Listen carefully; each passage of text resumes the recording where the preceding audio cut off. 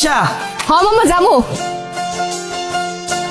কি খেলা দেখাইলি রে বিলকিস, শিখলাম। বিলকিস? এই বিলকিস কে বাবু?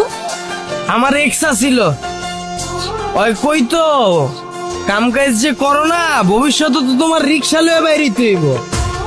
এখন শুনছি ওই বলে রিক্সা লয়ে বাইরিছে, মায়া লাগে রে বিলকিস। উঠো উঠো, আরে ধরো ধরো ধরো ধরো, তুমি শাড়ি পরছো না, উঠতে কষ্ট হইব। আমি একদম আসো জান, আসো সাবধানে, ব্যথা পাও নেই তো? যাও যাও।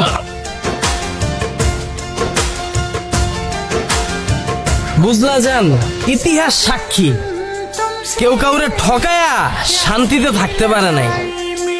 পরিস্থিতি এক সময় না এক সময় হাতে হ্যান্ডেল আর পায়ে প্যাডেল ধরাই দেয়, আর অনেক সময় হাতে থালাও ধরাই দেয়।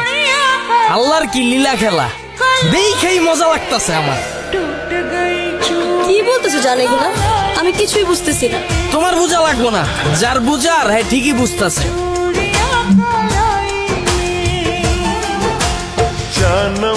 হ্যালো, হ্যাঁ বন্ধু ক, রিক্সায় উঠছি। কি কস? বিলকিসের রিক্সা চালাইতে দেখছস?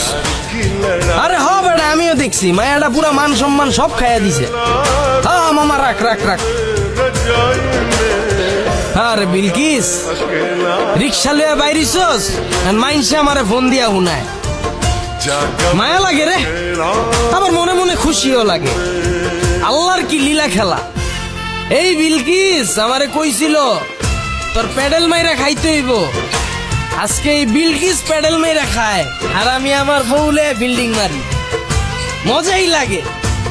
কত বুঝাইছিলাম, বিলকিস আমারে ধুইয়া যাইস না বিলকিস, একদিন পস্তাবি, আমি একদিন সফল হমুই, তখন তোরা রানীর মতো করে রাখমু।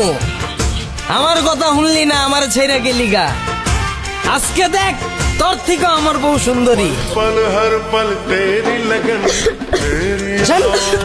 কিসে পানি খাবো? হাই দাঁড়ো, হাই দাঁড়ো, দাঁড়ো তো।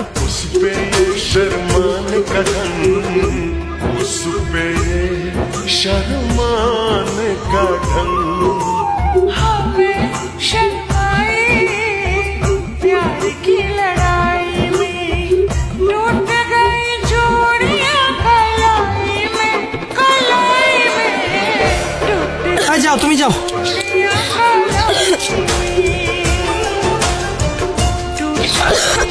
লজন পানি খাও।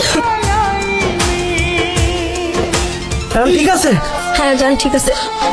আল্লাহ রে, টেনশনে পড়ে গেছিলাম।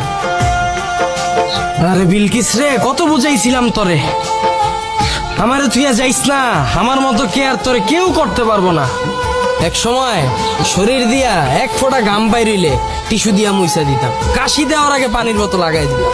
আর এখন এই বিলকিস রইদে রইদে খেপ মারে, পানির বোতল যে একটা রিক্সায় রাখবো জায়গা নাই। আহারে মাওলা, বেঈমান গুলারে তুমি এমনি বাতে মাইরো না, প্রাণে সয় না। কিলো আইসা বসছি।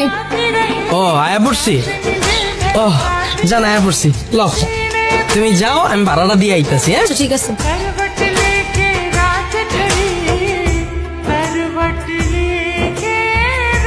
দেখো, তোমার সাথে আমার যা কিছু ছিল তা নতুন করে কেন তুলতেছো?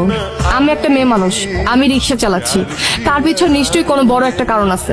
আর কোনো বড় কারণ না থাকলে না মেয়ে মানুষ রিক্সা নিয়ে রাস্তায় নামে। তো কি হয়েছিল ওই দিন? তুমি আমার ছেড়ে চলে গেছিলা কেন, আর যোগাযোগ কেন বন্ধ করছিলা? তুমিই বলো, আমি কোনো শান্তিতে ছিলাম? তুমি সারাটা দিন সিগারেট টানতে, তোমার তো কোনো চিন্তা ভাবনাই ছিল না একটা চাকরি বাকরি জোগাড় করবা, এরকম কোনো চিন্তা ভাবনাই আমি তোমার মধ্যে দেখতাম না। আর ওইদিকে আমার বাবা মা প্রত্যেকটা দিন আমাকে প্রেশার কিট করতো বিয়ের জন্য। আমি তোমাকে কত কথা বলছি, কত বোঝানোর চেষ্টা করছি, তুমি কখনো আমার কথা শুনছো, আমার কথা বোঝার চেষ্টা করছো? আর কি বললো? আমি তোমাকে রিক্সা চালাতে বলছি। আমি তোমাকে কেন রিক্সা চালাতে বলছি? কারণ তুমি কোনো কাজকর্ম করতে না, তুমি কোনো কিছুতে সিরিয়াস ছিল না, এই জন্য আমি তোমাকে রিক্সা চালাতে বলছি। সবই ঠিক আছে, আমি বুঝলাম। তুমি আর কিছুদিন তো ওয়েট করতে পারতা, তাহলে তো আজকে তুমি রাজরানীর মতো থাকতা। তুমি তুমি সফল কেন হয়েছো জানো? আমার জন্য। আজকে আমি যদি তোমাকে ছেড়ে না চলে যেতাম তাহলে তুমি সফল হতে পারতা না। তার একটাই কারণ যে তুমি তোমার লাইফে কখনো সিরিয়াস ছিল না, আর সেটা আমি বুঝতে পেরেছিলাম। আমি জানতাম আমি যদি তোমার লাইফ থেকে চলে না যাই তুমি কিচ্ছু করতে পারবা না, তাই আমি তোমার লাইফ থেকে চলে গেছি।